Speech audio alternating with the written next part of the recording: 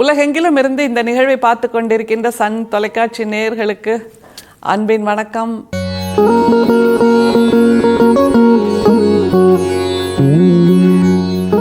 வள்ளல் பெருமானுடைய உரைநடைக்கான நேரம். நம்ம எப்போவுமே அவரோட கடிதங்களை ரொம்ப ருசித்து ரசித்து ஆழ்ந்து அதில் தோய்ந்து வாசிக்கிறது வழக்கம். இன்றைக்கும் அவருடைய ஒரு கடிதத்தை பார்க்க போகிறோம். அதில் என்ன தெரியுமா ஸ்பெஷாலிட்டி? பொதுவாக நேசத்தில் இருப்பவர்கள் தங்களுக்குள் எழுதுகின்ற கடிதங்கள் இருக்குல்ல, அதனுடைய தொனியில் எழுதியிருக்கிறார் நம்முடைய வள்ளல் பிரான். ஞானின்னு சொல்கிறோம், சித்தர்னு சொல்கிறோம், பற்றற்றவர்னு சொல்கிறோம், துறவின்னு சொல்கிறோம், ஆன்மீகத்தில் ஆழங்கால் பட்டவர் அப்படின்னு சொல்கிறோம்.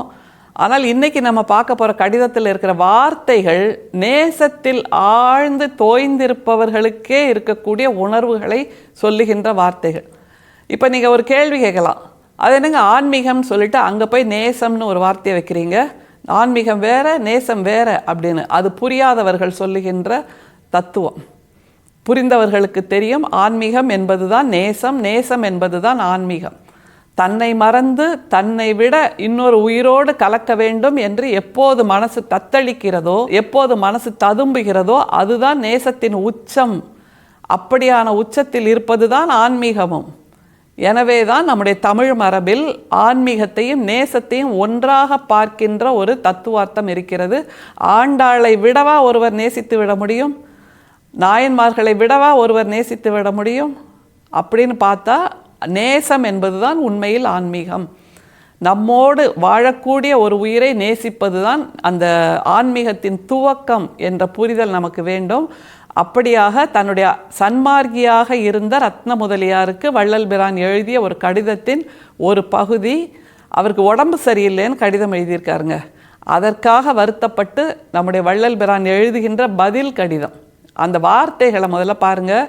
தோய்ந்து தோய்ந்து தோய்ந்து, அன்பில் தோய்ந்து, பண்பில் தோய்ந்து, பரிதவிப்பில் தோய்ந்து, கருணையில் தோய்ந்து, பரபரப்பில் தோய்ந்து, அப்படி எத்தனை விதமாக தோய முடியுமோ அத்தனையும் தோய்ந்து வருகிறது நம்முடைய வள்ளல் பிரானின் இந்த கடிதம். தங்கள் கடிதம் வரப்பெற்று அதிலுள்ள சங்கதிகளை அறிந்த நான் துன்பக்கடலில் விழுந்தேன். இன்னும் எழுந்ததில்லை, ஆனால் எழுந்திராமல் இருக்க மாட்டேன். தங்கள் உடம்பிற்கு பக்குவம் என்று அறிந்த பொழுதே என் மனம் தங்களை பார்க்க வேண்டுமென்றும் தங்களுக்கு சௌக்கியம் உண்டாக வேண்டுமென்றும் சிந்தித்து கொண்டிருக்கிறது. இது மாத்திரமே என் கண்கள் தங்களை காண வேண்டுமென்று துடிக்கின்றன. என் கால்கள் தாங்கள் இருக்கும் திசையை நோக்கி நடக்க வேண்டுமென்று ஊறுகின்றன. என்ன ஒரு கடிதம் பாருங்க! வார்த்தைக்கு வார்த்தை அந்த ரத்ன முதலியார் என்கின்ற சன்மார்க்கி மீது நம்முடைய வள்ளலாருக்கு இருந்த அக்கறை, பரிதவிப்பு, நேசம், அன்பு, பாசம் எல்லாவற்றையும் கொட்டி குவித்து எழுதியிருக்கிறார் நம்முடைய வள்ளல் பிரான். சரி, இந்த கடிதத்தை சன்மார்க்கியாக இருந்த ரத்ன முதலியாருக்கு எழுதிய கடிதம் என்று மட்டும்தான் நாம் எடுத்துக்கொள்ள வேண்டுமா? அது ஒரு கேள்வி இருக்குல்ல. நாம் அத்தனை பேரும் நம்முடைய செக்குமாட்டு சிந்தனையிலிருந்து மீண்டெழ வேண்டும். அறியாமை என்கின்ற அந்த நோயிலிருந்து நாம் மீண்டெழ வேண்டும். எதேச்சாதிகாரத்தின்பால் பட்டு நாம் எல்லோரும் கீழே விழுந்து முதுகெலும்பின்றி துடித்து கொண்டிருக்கிறோம். அந்த துடிப்பிலிருந்து மீண்டெழ வேண்டும். அதற்காக மருந்தாக, அருமருந்தாக நமக்கு வள்ளல் பிரான் வாய்த்திருக்கிறார். அதைத்தான் இந்த கடிதத்திலும் அவர் சொல்லுகிறார். உங்களுக்கு உடம்பு சரியில்லைன்னு தெரிஞ்ச உடனே என் மனசு ஒரு நிலையில் இல்லை, அலைபாயுது, வருத்தப்படுது அப்படின்னு அடுக்குகிற அந்த வார்த்தைகள் அவர் மனதில் அதிகமாக ஈரம் இருக்கிறது. அதை காட்டுகின்ற வார்த்தைகள். நான் ஞானி, நீ என்னை ஆராதிப்பவன், நீ என்னுடைய சன்மார்க்கி, உன்னை பற்றி நான் ஏன் கவலைப்பட வேண்டும் என்கின்ற எதேச்சாதிகாரம் அவர்கிட்ட இல்லை. உனக்காக நான் உருகுகிறேன் என்று சொல்லுகின்ற அந்த உருகல், அந்த நெகிழ்தல், அந்த பரிதவிப்பு, இதைத்தான் நாம் இந்த கடிதத்தில் பார்க்கணும். திரும்ப பார்க்கலாமா அவரோட வார்த்தைகளை? தங்கள் கடிதம் வரப்பெற்று அதிலுள்ள சங்கதிகளை அறிந்த நான் துன்பக்கடலில் விழுந்தேன். இன்னும் எழுந்ததில்லை, ஆனால் எழுந்திராமல் இருக்க மாட்டேன். உடம்பு சரியில்லைங்க, வேற ஒன்றும் இல்லை. அந்த உடம்பு சரியில்லைன்னு தெரிஞ்ச உடனே துன்பக்கடலில் விழுந்தேன்.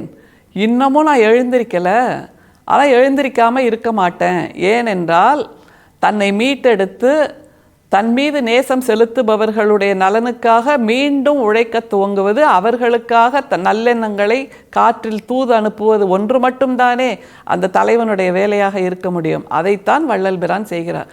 நான் துன்பக்கடலில் விழுந்துட்டேன், இன்னமும் எழுந்திருக்கலை, ஆனால் எழுந்திருக்காமல் இருக்க மாட்டேன். எதற்காக என்றால் உன்னை நல்வழிப்படுத்த, உன்னுடைய நோயை போக்குவதற்காக நான் நிச்சயமாக எழுந்திருப்பேன் என்று சொல்லுகின்ற அந்த குரல் நம்மை நெகிழ்த்துகிறது. சரி, எழுந்திருப்பேன்னு சொல்லியாச்சு, அதை தவிர வேற என்னெல்லாம் சொல்றார் பாருங்க. தங்கள் உடம்பிற்கு பக்குவம் என்று அறிந்த பொழுதே என் மனம் தங்களை பார்க்க வேண்டும் என்றும் தங்களுக்கு சௌக்கியம் உண்டாக வேண்டும் என்றும் சிந்தித்து கொண்டிருக்கிறது. உங்களுக்கு உடம்பு சரியில்லைன்னு தெரிஞ்ச உடனேயே என் மனசு பரிதவிக்க ஆரம்பிச்சிடுச்சு, வருத்தப்பட ஆரம்பிச்சிடுச்சு, வேதனைப்பட ஆரம்பிச்சிடுச்சு, துடிக்க ஆரம்பிச்சிடுச்சு. இவ்வளவையும் சேர்த்து நான் ஒரு சேர அனுபவித்து கொண்டிருக்கிறேன். உங்களுக்கு வந்தது ஒரே ஒரு நோய், ஆனால் எனக்கு இத்தனை தாக்கமும் வந்திருக்கிறது, இத்தனை வேதனையும் வந்திருக்கிறது, இத்தனை வலிகளும் சேர்ந்து ஒரே நேரத்தில் என்னை தாக்கி கொண்டிருக்கிறது என்பதை அடுக்கடுக்காக நம்முடைய வள்ளல் பிரான் அடுக்கி கொடுக்கிறார் வார்த்தையாக. இதில் வெறும் வார்த்தை என்று மட்டும் நாம் கடந்து விட முடியாது. ஒரு கடிதம், அது சொல்லுகின்ற செய்தி, அதில் இருக்கின்ற உணர்வெழுச்சி, இவ்வளவே கொட்டி கொடுக்கிறது இந்த கடிதம். அடுத்தது பாருங்க. இது மாத்திரமே என் கண்கள் தங்களை காண வேண்டுமென்று துடிக்கின்றன, என் கால்கள் தாங்கள் இருக்கும் திசையை நோக்கி நடக்க வேண்டுமென்று ஊறுகின்றன. இது மாத்திரமே அப்படிங்கிறார். அப்படின்னா என்ன அர்த்தம்? இப்போவே அப்படின்னு அர்த்தம். இப்போவே பறந்து வந்து உங்களை பாத்திர மாட்டோமா, உங்கள் பக்கத்தில் உட்கார மாட்டோமா, உங்கள் கையை பிடிச்சிக்கிட்டு உடம்பு சரியாயிடும் கவலைப்படாதீங்கன்னு சொல்ல மாட்டோமா, உங்கள் உடல் நலத்துக்காக நான் என்னுடைய சித்த மருத்துவங்களை அள்ளி கொண்டு வந்து உன்னிடம் கொடுக்க மாட்டேனா, உன் திசையை நோக்கி நான் நடக்க மாட்டேனா, இப்படியான பரிதவிப்பை கொட்டி கொடுக்கிறது இந்த கடிதம் என்றால், இப்படியான கடிதங்களை வாசித்தே பல நாள் ஆச்சு. அப்படியாக கடிதத்தை வாசிக்கின்ற, அதில் இருக்கக்கூடிய உணர்வுகளை நேசிக்கின்ற, அதில் ததும்பி இருக்கக்கூடிய கருணையையும் காருண்யத்தையும் பூசிக்கின்ற ஒரு வாய்ப்பை நமக்கு வள்ளல் பிரானின் இந்த கடிதம் கொடுத்திருக்கிறது. இப்பெல்லாம் யாருங்க கடிதம் எழுதுறா அப்படின்னு கேட்டு நகர்ந்து போய்விடலாம். ஆனால் நம்மிடம் அக்கறையாக இருக்க வேண்டும், நம்மீது அக்கறையாக இருக்க வேண்டும் என்று ஒரு உள்ளம் துடிக்கின்ற போது அதை வெளிப்படுத்துவதற்கான ஒரு சாதனமாக கடிதத்தை நாம் பயன்படுத்தலாம் என்பதை மீண்டும் நினைவூட்டியிருக்கிறார் நமக்கு வள்ளல் பிரான். யோசிப்போம், அதன் மூலமாக மீண்டும் இந்த உணர்வெழுச்சிகளை எப்படி காப்பாற்றிக் கொள்வது. மனித குலத்துக்கான ஒரே அடையாளமாக இந்த உணர்வெழுச்சிகள் இருக்கின்றன என்கின்ற அந்த பாதுகாப்பை நமக்கு இந்த கடிதம் கொடுக்கிறது. உணர்வுகள்தான் மனித வாழ்க்கையின் அடிநாதம், உணர்வுகள்தான் மனித இருப்பின் அடிநாதம் என்பதை உணர்த்துகின்ற ஒரு கடிதம். அருட்பெரும் சோதி, அருட்பெரும் சோதி, தனிப்பெரும் கருணை, அருட்பெரும் சோதி. மீண்டும் சந்திப்போம். நன்றி, வணக்கம்.